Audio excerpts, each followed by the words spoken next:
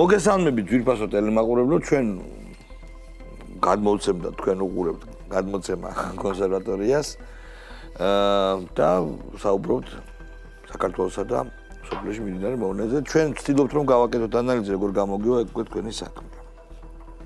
პირველად მე მინდა ესეთი ფაქტი აღვნიშნო, ჩვენ არ ახალია ჩვენთვის აგენტურის ღალატი და კიდევ ერთი ესეთი მოხალისეობრივი ქმედება PPP არის ეგეთი პარტია, ცუდი პარტია ევროპარლამენტში. მან დააყენა საკითხი სარეზოლუციოდ მოამზადა თემა იმის შესახებ, რომ უნდა დასანქცირდეს ეგრეთ წოდებული ოლიგარქის ბანკი, ქართულ ბანკი და წაერთვას მას SWIFT-დან გაითიშოს, წაერთვას მას უფლება გამოსცეს ვიზა და მასტერკარდები და ასე შემდეგ. პირველი რაც მე შემიძლია თქვა ბანკზე, ეს აუცილებლად უნდა თქვა, იმიტომ რომ მე ვარ ის ერთ-ერთი ადამიანი, რომელიც ამ თემაზე ბევრ სიუჟეტს და რეპორტაჟს აკეთებდა. ქართულ ბანკი რამდენიმე წელი არ არის ბიზინა ივანიშვილის და მისი ოჯახის საკუთრება. ქართულ ბანკი არის საკუთრება მეგობრებო საქველმოქმედო ფონდის. ისევე როგორც პარაგრაფი, ისევე როგორც ძალიან ბევრი ქონება, რომელიც ფონდს გადაეცა. საქართველოში არსებული კანონმდებლობით საქველმოქმედო ფონდში არსებული ქონების მიერ უხეშად რო თქვა დაწერილი მოგება არ შეიძლება დაიხარჯოს არაფერში გარდა ქველმოქმედების მიზნებისა. მოგება. ანუ პრაქტიკულად ეს ნიშნავს, რომ მთელი ის ქონება, მათ შორის ქართული ბანკი, ქართულ ბანკის რესურსები, რომელიც აქვს ბიზინა ივანიშვილს, მუშაობს ქველმოქმედებაზე. კანონით არის ესე. ქართულ ბანკს ოპერირებისას უამრავი სიკეთე გაუკეთებია. მთელი ქველმოქმედება, მთელი პროექტები, რაც აქვს ბიზინა ივანიშვილს გაკეთებული, ოპერირება ხდებოდა ქართულ ბანკით. ქართულ ბანკის დახურვა პირდაპირ ეს არ არის ჩვეულებრივი ბანკის დახურვა. ჩვენ ვიცით უცხოური ბანკები, რომელსაც ქართულს ვეძახით. ვიცით მათი საპროცენტო განაკვეთი. ძალიან ბევრი თქვენთაგანი უკმაყოფილოა იმ უდიდესი შეღავათებით, რომელსაც ეს ბანკები საქართველოს კანონმდებლობის თანახმად სარგებლობენ. იმასაც გეტყვით, რომ ეს ბანკები, არ მინდა სახელების და გვარების, სულ ორი ბანკია. ლონდონის ბირჟაზე მათი აქციების ფასი გაიზარდა 8%-ით. გახსოვთ, რომ გვიკიჟინებდნენ დაეცა ფასები და დაერხა ქართულ ეკონომიკას. გაზდაზე, რა თქმა უნდა, არავინ არაფერს არ ამბობს. აი ამ ბანკებისგან განსხვავებით, წმინდა საქველმოქმედო მიზანი ბანკს არ შეიძლება კანონით ჰქონდეს, მაგრამ არ აქვს რბილად მინდა თქვა, მაინდა-მაინც მკაცრი პოლიტიკა კერძო პირების მიერ არ გასცემს იპოთეკურ სესხებს. ეს არის ბანკები, რომელიც ძირითადად ემსახურება ქველმოქმედებას. აი ამის დახურვა, ამის დასანქცირება, ამასთან ბრძოლა არის ჩვენს ქვეყანასთან ბრძოლა, პირდაპირ გეტყვით. როგორც ამ საქმეში კარგად ჩახედული ადამიანი და დავემოწმება ის უამრავი ადამიანი, რომელიც ამას უყურებს. და ეს კიდევ ერთი მაგალითია იმისა, IPP-ს დაესიზმრა აქაური აგენტების მიერ მიწოდებული ინფორმაციით ქვეყნის ღალატისა. მე ზაზას ვთხოვე, ზაზამ კარგად ნახა ეს რეზოლუცია და იქნება ერთი-ორი სიტყვა შეავსო ჩემი სათქმელი. ჯერ პირველ რიგში გავაგზავნებ, ანუ რას ნიშნავს ამ შემთხვევაში ბანკის დახურვა, მიზანი. მიზანი არის ქველმოქმედება, ანუ როდესაც ქველმოქმედებას ეწევი, შესაბამისად არის კატეგორია ადამიანების, რომლებიც მადლიერები არიან ქველმოქმედებისა გამო, თქვათ. ეს გინდა ბიზინა ივანიშვილის სახელით იყოს, გინდა მისი ფონდის სახელით, გინდა რაღაცა ხელისუფლებასთან ასოცირებული იქნება.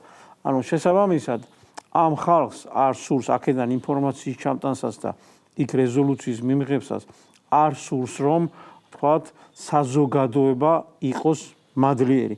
მათ არ სურთ რომ ქველმოქმედებას ეწეოდეს ვიღაც. ანუ კიდევ ერთხელ დასტურდება, რასაც ჩვენ სულ იმას ვამბობთ. მათ არ აინტერესებს არც ქართველი ხალხის, არც ჩვენი ქვეყნის კეთილდღეობა. მათ საერთოდ არ აინტერესებს ერთ დღესაც იმაზეც მოაწერენ ხელს ნახევარი საქართველო რომ გადაშენდეს და სხვაგან გადაასახლონ და საერთოდ არ ენაღლებათ ეგეთი რაღაც. ვისი ქველმოქმედება, ვისი ჭირი დალხინი არა, მათი მიზანი და ამოცანა არის ერთი. საქართველოში იყოს ის ხელისუფლება, ვიზეც გავლენას მოახდენენ. ანუ IPP ვინ ჩვენ თავის დროზე სულ იმას ვამბობდით ხოლმე რომ თავიდან ესეთი ომის პარტიას როდესაც ვახსენებდით, აი ვინ არის ომის პარტია და კიდევაც გვითქვას. IPP არის ერთი ჩვეულებრივი დიდი პარტია, რომლის მიზანი და ამოცანა არის საქართველოში ომი და შესაბამისად მე დაქვემდებარება როგორც თვითონ სურთ. ანუ ეს ის ხალხი არის. დღესაც ახლა ყრილობაზე მიხეილ სააკაშვილი მოიწვიეს და მისთვის ადის მოიხადა ვერ მივდიო. ხო, რაღაცა ხელი შეეშალა. ხელი შეეშალა თორე ანუ რას გვეუბნებიან ისინი, ამით რას გვეუბნებიან? ანუ პირდაპირ მიგვანიშნეს, რომ ჩვენ ხარს ვუჭერთ მიხეილ სააკაშვილს. სულ ეგრე იყო. არა, სულ ესე ხო იყო კაცო, მე იცი რა მაინტერესებს, ეხა ის რაღაცა რაც კიდე ის დავარქვათ, ეხა ისტერი ბავშვები რო დადიან და თქვა თუნდაც იმ IPP-ის განცხადებას ვინ ხარს უჭერს, ეს ხო ნიშნავს ავტომატურად, რომ IPP-ის უჭერს ხარს, რომელიც სააკაშვილს, ანუ თუ ხელისუფლებას გადაატრიალებენ წარმოიდგინე ეს ამხელა პარტია ვის უნდა დაუჭიროს ხარ ორსვლიანი კომბინაცია დაუჭირთ ცოტა ხო ორსვლიანი ვერა ცოტა ეგ თლად ეგრე არ არის ორი სვლა არის IPP-ს რო უჭირს და IPP-ს სააკაშვილს აი მეორეზე ვეღარ გადადიან ხო გადასვლის ნაწილში ცოტა პრობლემები აქაც და იქაც ანუ ეხლა ეს რა იყო ეს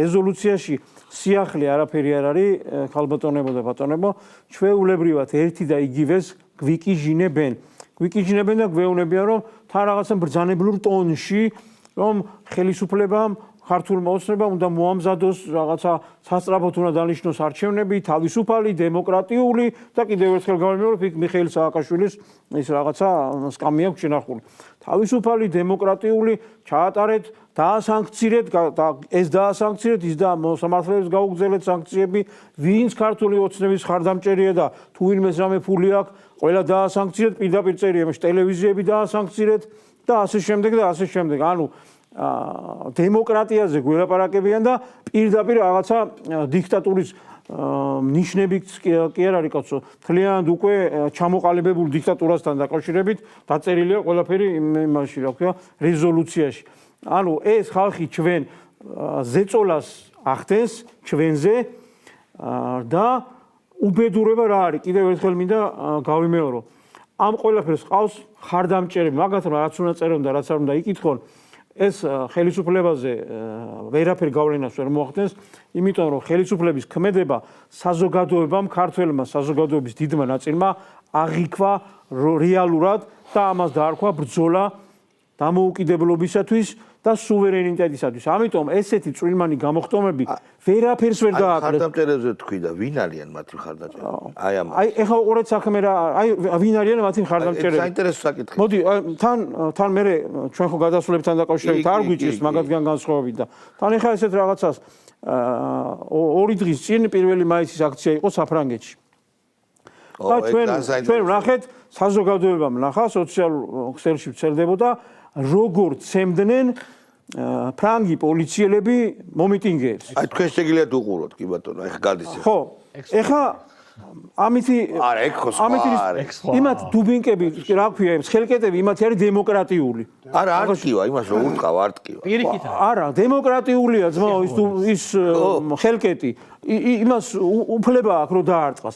ეხლა საქმე რა არის, უყურეთ, აი საფრანგეთის ელჩი ვინ არიან ხარდამჭერებიო საფრანგეთის ელჩი აქამდეც მორალს გვიკითხავდა და პოლიციელებსაც ჭკუას ასწავლიდა და თან უწოდებდა რომ თურმე რაღაცა გადაცდომები ჩაიდინეს ჩვენმა პოლიციელებმა და ხვალეც გამოვა და ანალოგიურად გააგრძელეს თავის ნეოკოლონიალისტური ფაშიზმი და აი ამას რომ ხარდამჭერი ყავს საფრანგეთის ელჩს ეს ნიშნავს რომ ის ადამიანების ჯგუფი იმ ადამიანების ჯგუფი ისინი არ არიან სახელმწიფოებრივად ნული ანუ მე ხა არავის არ ვთხოვ რომ ყველა სახელმწიფოებრივად იყოს მოაზროვნე მაგრამ ნული ანუ ქართველებს გეუბნება მე შალვა შეიძლება ცოტაა მაგრამ არა ცოტა არ იყო მაგრამ უფრო და უფრო ცოტავდება დასაგებია რომ ცოტავდება ანუ რა არის ხა შენ ხო კარგად იცი რომ ის ქალბატონი საფრანგეთის ელჩი და კიდევ რამდენიმე ქვეყნის ელჩი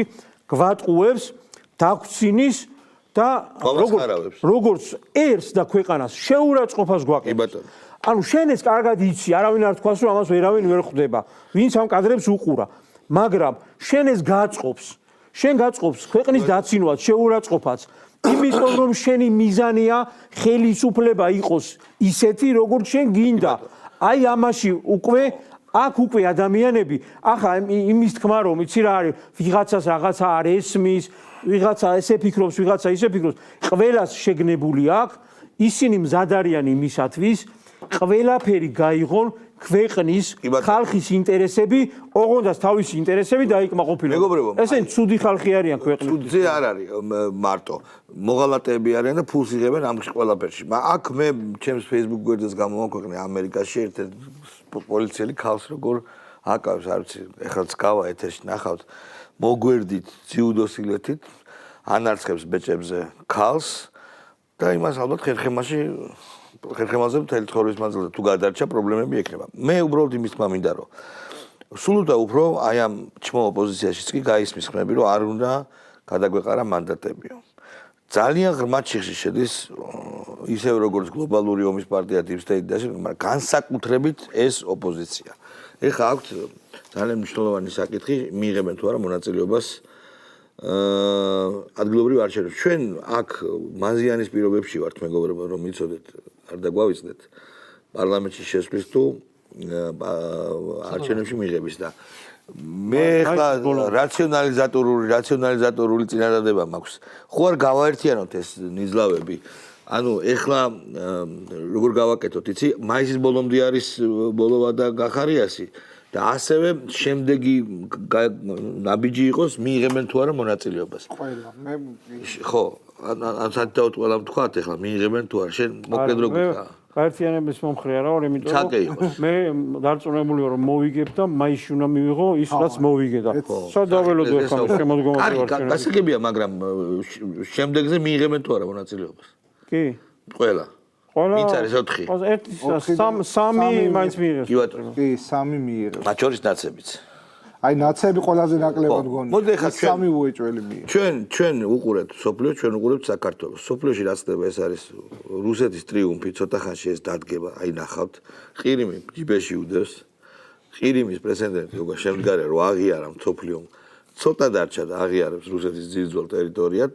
ოკუპირებულ ანექსირებულ ტერიტორიას და ნუ ეს იქ უბედურება დატრიალდება და ეს უბედურების მასშტაბი გაიზრდება და გაიზრდება. ომის დასრულების შემდეგ როგორ იქნება უკრაინა, ეგ არის მთავარი პრობლემა.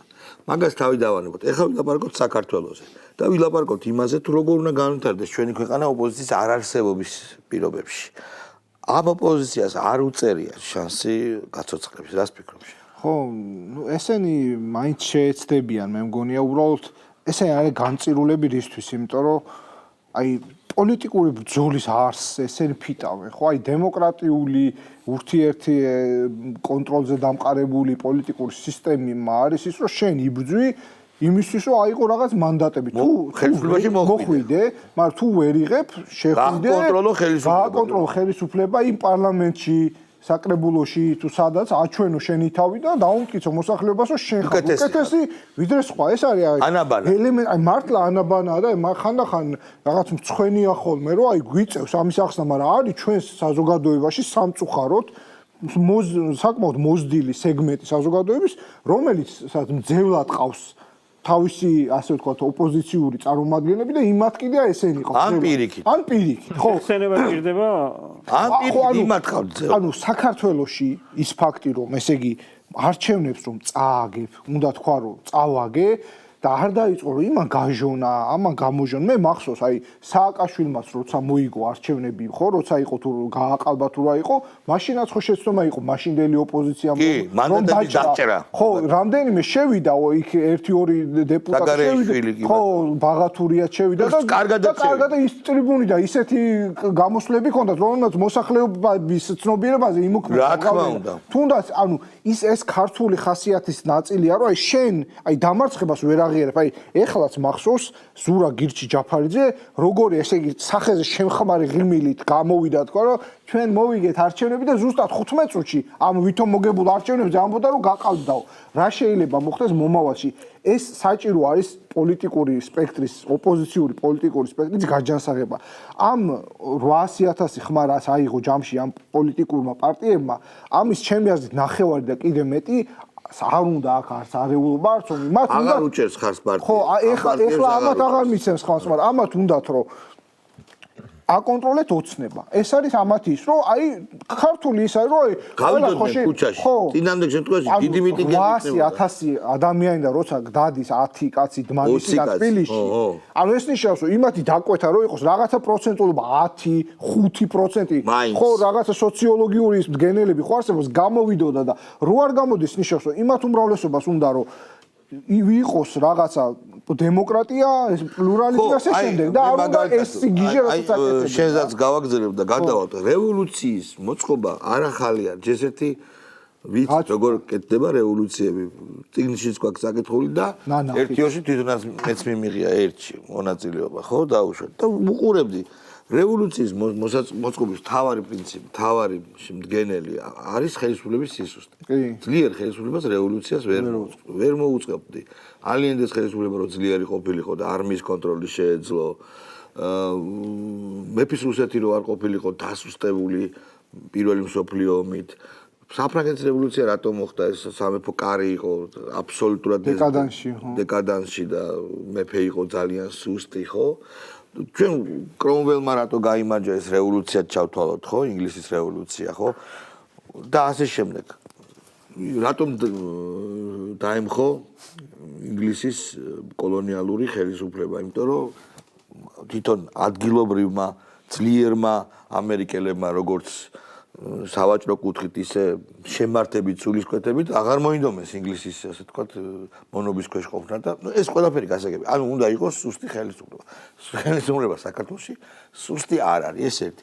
მასები უნდა უჭერდნენ ხარს.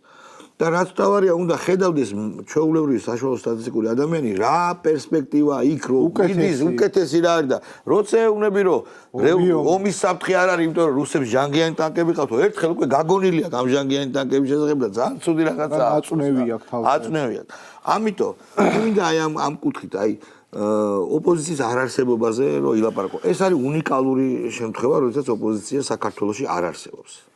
არის ეს იყო ესეთი სოციოლოგი პარეტო იტალიელი, რომელსაც აქვს ელიტების თეორია. ამ ელიტების თეორიით მან დაყოს სამი ძირითადი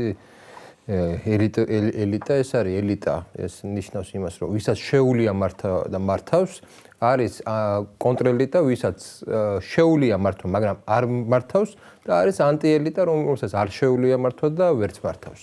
საქმე იმაშია, რომ დღევანდელი ოპოზიცია, ანუ თავარი რა არის, რომ ოპოზიციაში ისაც შეუულია მართვა ადამიანებს, რომლებსაც საკუთარი პარტია ეშლებათ. კაკულის ეშლება. და რომლებსაც არ შეუულიათ მართვა, ჩვენ ყავს ანტიელიტა, ანუ ჩვენ არ ყავს კონტრელიტა, ეგაა მთავარი საკითხი. ჩვენ ყავს ანტიელიტა, რომელსაც არ შეუულია მართვა მინიმალურ დონეზე, პარტიულ დონეზე საუბრობ. აი თავისი პარტიის დონეზე. სიამდვილეში ხო ხა ის რაც პარტიების ხო ნაციონალური მოძრაობა არის, ხო? ანუ მრავალ ნაწილად დაშლილი ნაციონალური მოძრაობა. ხაბეშვის რო არ შეუულია მართვა ხა მაგაზე ეჭვი არ არსებობს. არათუ არც წინა ბოკუჩავა სხვათა შორის. მით უმეტეს ხო? ანუ არ შეუულიათ მათ მართვა. ესაა მთავარი პრობლემა. ანუ არ არსებობს კონტრელიტა არ გვყავს. კონტრელიტა არ არსებობს. ეხლა ამ ეტაპზე არ არის ეს კონტრელიტა არ არსებობს. ეს არის მთავარი პრობლემა, რატომაც პოლიტიკური სიტუაცია არის ჩიხში. სხვათა შორის პარეტო ანტიელიტაში გულისხმობდა რამოდენიმე ფენას და ერთ-ერთი ფენა იყო კრიმინალები და მეორე ფენა იყო ხელოვანი ხალხი. სხვათა შორის უთანაბრებდა ერთმანეთს. დროიზე და საუბრობდა იმაზე, რომ მათ რომც ჩაიგდონ რაღაც ხელისუფლება, ხო? ისინი ვერ მოახერხებენ მას თავი ჩამოექცევათ ეგ მართლობის სისტემა. ვერ გაკაჩავენ, ხო? ეს სხვათა შორის ეგ 90-იან წლებში იყო ეს პერიოდი. დამკიცდა კი ბატონო. კი, ხო.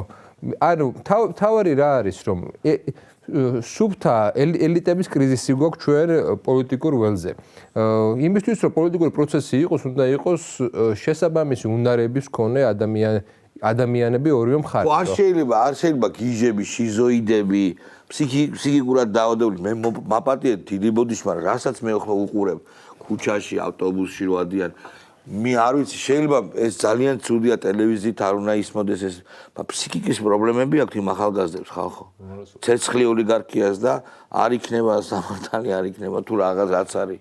ეს არის შეპყრობილი ხალხია მართლა, კვეთებულის ლოცვები უნდა გაუკეთოს. პარეტო ამბობდა რომ ეს ანტიელიტა ყოველთვის ის იმ პოზიციაზე რომ სულუკმაყოფილო, როგორ ხელისუფლებაც არ უნდა იყოს სულუკმაყოფილოა. მარგინალურია. მაგრამ კონტრელიტა იყენებს ანტიელიტას სათავეში. ეხლა ჩვენ რასაც არ ხედავთ. გვაქვს კონტრელი. ეხლა ხედავთ იმას, რომ აქციებზე პოლიტიკურ ძალები არ იყვნენ, გაქრნენ და დარჩნენ მარტო ეს ანტიელიტები. ანუ ანტიელიტა ებრძოდა პოლიტიკურ ელიტას. შეშლილი ხალხი, ანტიელიტები კიდევ ბილად არის ნათქვა. მე შეშლილი ხალხი, ცოტა შეშლილი. აი, უბრალოდ შეშლილი კი არა, მე რო გავიდე და შტანგის ასაწევად დავიხარ, რასაც ჩვენი სახელოვანი შტანგისტები წევენ. მე ხო შეშლილად გამორჩდები, ხო? გიჟად. ანუ შეუსაბამო. დაახლოებით იგივე, როცა აი ნანკა კალატოზიშვილი, ან დოი, ან აი ეს ბავშვები ბომჟებს რო გვანან დიდი ბოდიში, მაგრამ ნუ გვანან, ან ეშმაკეულით შეპყრობილი ჭინკები, რომ გამოდიან და პოლიტიკურ საკითხებზე აქციებს აწყობენ. მეგობრებო, კარგი ლაპარაკია, მაგრამ რეკლამაც ვნახოთ.